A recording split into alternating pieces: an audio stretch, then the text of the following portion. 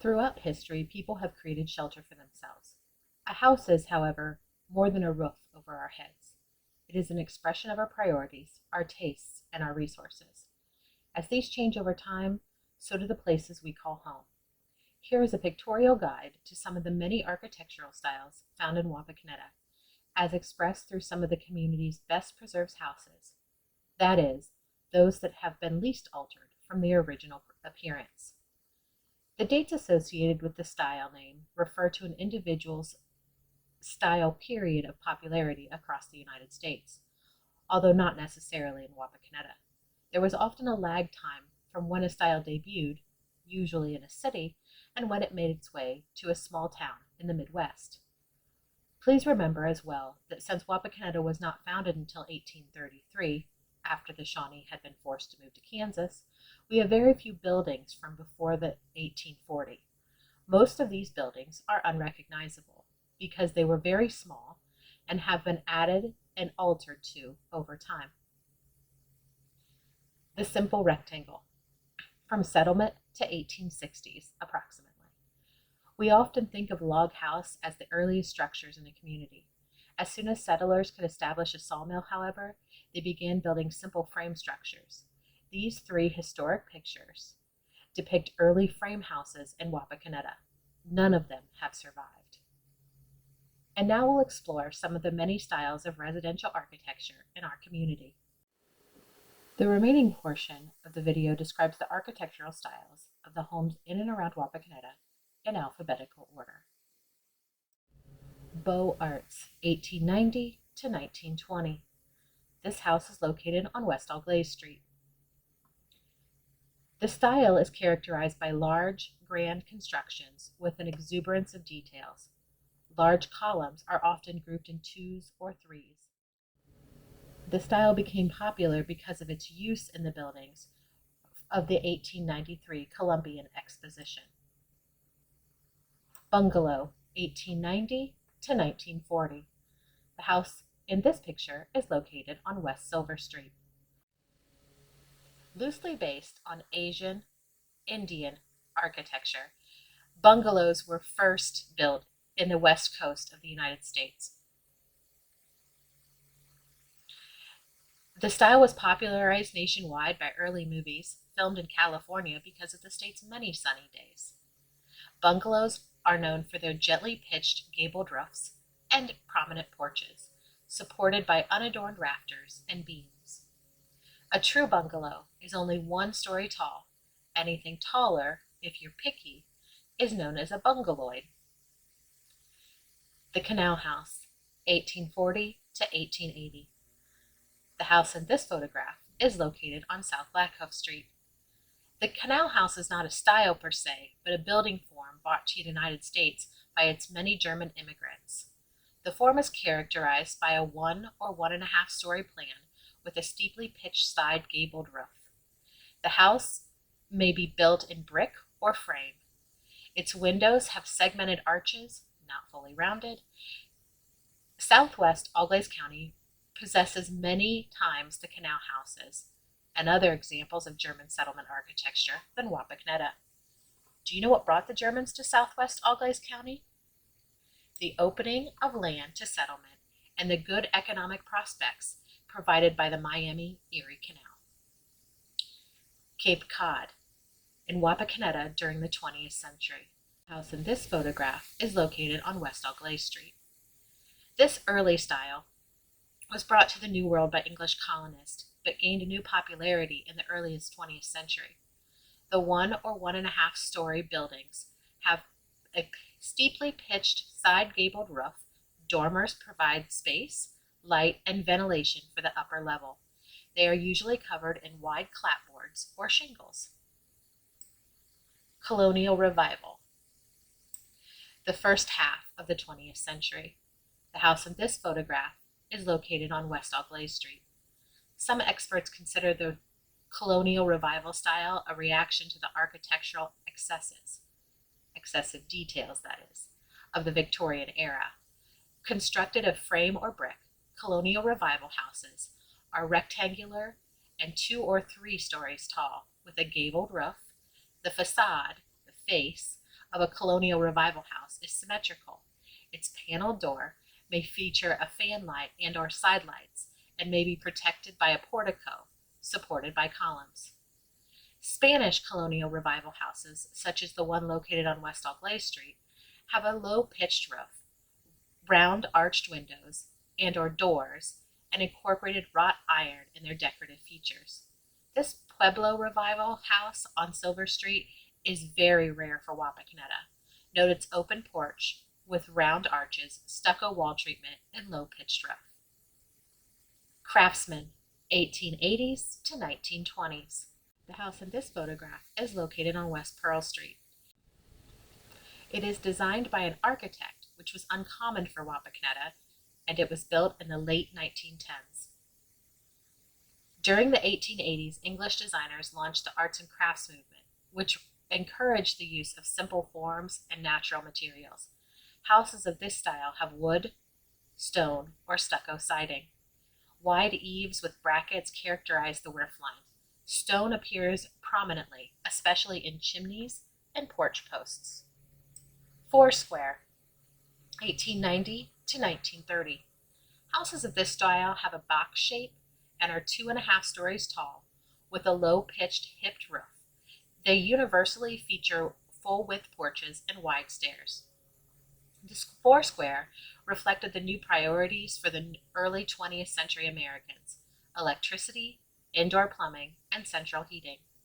The number of rooms, at least 4 per floor, made the houses useful for the large families of the earliest 20th century. The Foursquare's decorative features may be borrowed from other styles. The West Auglaize Street Foursquare, for example, uses bungalow details. In its foundation and porch, the Blackhoof Street house makes use of the popular early 20th century building materials: rusticated concrete block, which is concrete that resembles stone in appearance. German vernacular in Wapakoneta and Auglaize County from the 1840s to 1880.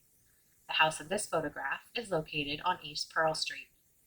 The previous mentioned canal house is not one of the only examples of architecture associated with German settlement of Wapakoneta and West Central Ohio.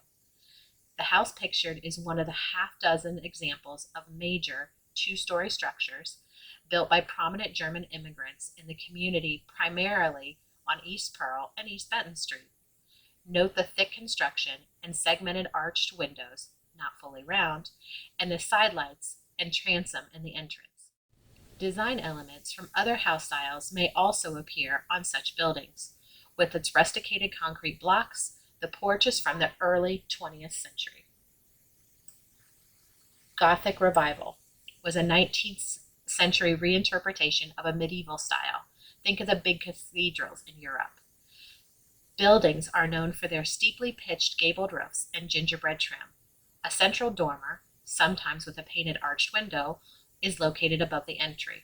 The house in this photograph is located on Middle Street and is the process of being greatly enlarged. The tower pictured here is located on a West Auglaize Street home. It expresses its Gothic association with the prominent 2-story tower with battlements, the teeth-like patterns around the top. International, 1920 to 1945. The house in this photograph is located on Middle Street. The International style is characterized by flat roofs, smooth, uniform wall sizes, and a large expanse of windows. The complete absence of ornamentation is also typical. The Middle Street house is one of the rare examples of this style in Wapakoneta. Italianate, 1840s to 1880s.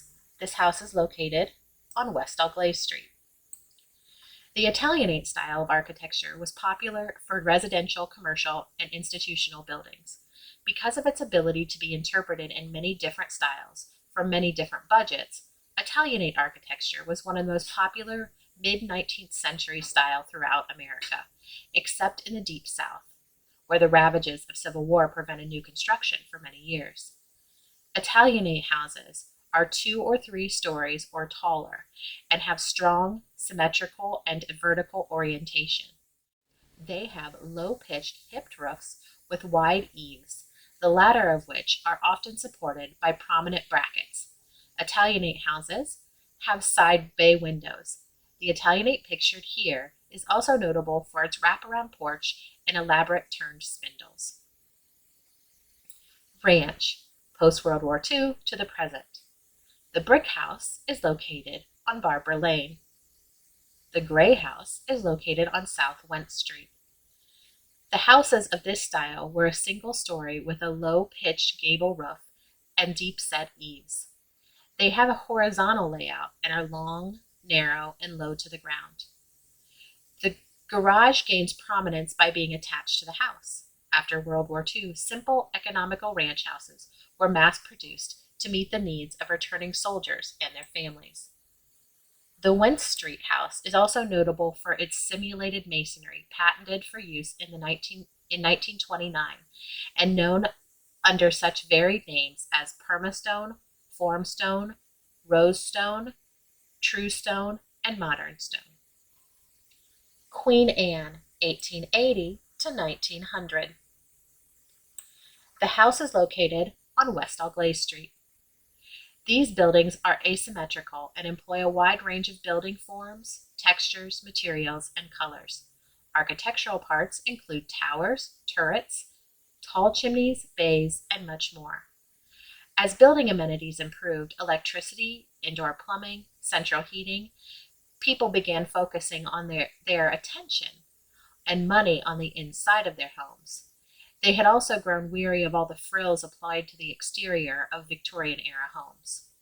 Some people apply the term Princess Anne to 1900 to 1910 era homes that retain the irregular shape, combination roof types, and porches of the royal mother without all the extras. Princess Anne houses are the contemporaries of four squares discussed earlier. This Princess Anne, the boyhood home of Neil Armstrong, is located on West Benton Street. Here we'll digress and talk more about how buildings change over time. As tastes changed, buildings are sometimes altered. If the change involved good craftsmanship and quality materials, the changed building is not less significant than its earlier self. The Bloom House on Blackhoof Street, for example, is an example of German vernacular and was constructed in the 1870s. The house pictured here in the 1880 County Atlas. By the early 1890s, its owner decided that he wanted to live in a Queen Anne house, and so the house was greatly altered. In a different example, this Queen Anne once graced West Algley Street. By the 1930s, however, its details had been greatly eliminated as the building had begun to be used as a funeral home. You decide which style you prefer. Split level, 1950s to 1990s. Split levels spread rapidly across the United States in the years following World War II. They were designed to offer 3 living areas without the large lot needed for ranch houses. Stick style, 1860 to 1890. The house in this photograph is located on West Algley Street. The Victorian era style is highlighted by functional appearing ornamental stick work. The resulting pattern of horizontal, vertical, and diagonal boards applied over the horizontal siding became very decorative. The oversized porch posts, railings, and other wood features enhanced the charm. Tudor Revival. Both houses in these pictures are located on West Algley Street. Tudor Revival became especially popular after the turn of the 20th century and was loosely based on the late medieval prototypes. Many feature ornamental half-timbering, a medieval English building, traditional in which some of the structure beams are visible, have stucco or masonry veneered walls, a steeply pitched roof, and cross-gabled plans. I House, 18th, 19th, and earliest 20th century. The house in this photograph is located on East Algley Street. The I House is a construction form rather than a style. The symmetrical side-gabled house is only 1 room deep, hence its I shape as seen from above. Although additions were common, details from popular architectural styles were often attached to I houses and other vernacular structures. Residences that are twice as wide, hence 2 rooms deep, are called 4-over-4 houses, since there are 4 rooms on each of the first and second floors. Similarly, the ubiquitous L and T-shaped farmhouses found in town as well as on the farm are distinguished by their shape, to which details from any number of details can be attached. Houses by the book. From the mid-19th century on, pattern books brought architecture to the people. A builder in any village or town across the United States could purchase a book and subscribe to a magazine and learn how to adapt high-style architecture to his client's needs, taste, and perhaps most importantly, their budget. In the decades flanking 1900, the New York architectural firm known as the Cooperative Building Plan Association issued a series of catalogs created for potential home builders and buyers, Schappel's Modern Houses. These included complete house designs, including floor plans or elevations, detailed specifics of building materials, exact dimensions, possible modifications, even suggested colors.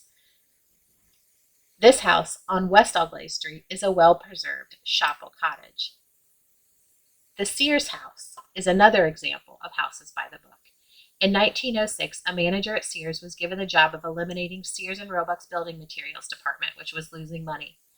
He had an idea that the building supplies could be sold as part of a package, one containing exactly what was needed to build a particular house and shipped directly to the railroad station nearest the building site. One order could include everything: nails and screws, paint and roof shingles, windows and doors, woodwork, staircases, and mantelpieces. Of course, since Sears' big general merchandise catalogs were already selling everything needed to furnish a home, from beds to chairs to toilets, sinks, and kitchen ranges, the sales of all these items would increase too. The company's first book of modern homes and building plans was issued in 1908, and the rest is history. From then until 1940, as many as 75,000 Sears homes were constructed across America, including some in Wapakoneta. This Sears home, with its 19th century neighbor in the background, is located on West Auglaize Street. There is a building you'll never find in Wapakoneta today, the Longhouse. The Shawnees, in and around Wapakoneta, as well as many of their woodland Indian peers throughout the Midwest, lived in structures called longhouses. Longhouses are rectangular, wood-framed buildings covered in bark. Historically, they were as large as 150 feet long, 20 feet wide, and 20 feet high. Inside the longhouse, raised platforms created a second story, which was used for sleeping space. Mats and wood screens divided the longhouse into separate rooms. Each longhouse could house an entire extended family, as many as 60 people. A longhouse takes a great deal of time to build and decorate, and is designed for those who intend to stay in the same place. Men sometimes built temporary structures for themselves when they were going on hunting trips, but a woman might live in the same log house her entire life. Thank you for taking this architectural tour of Wapakoneta houses. If you visit these sites, please respect private property and enjoy them from the sidewalk.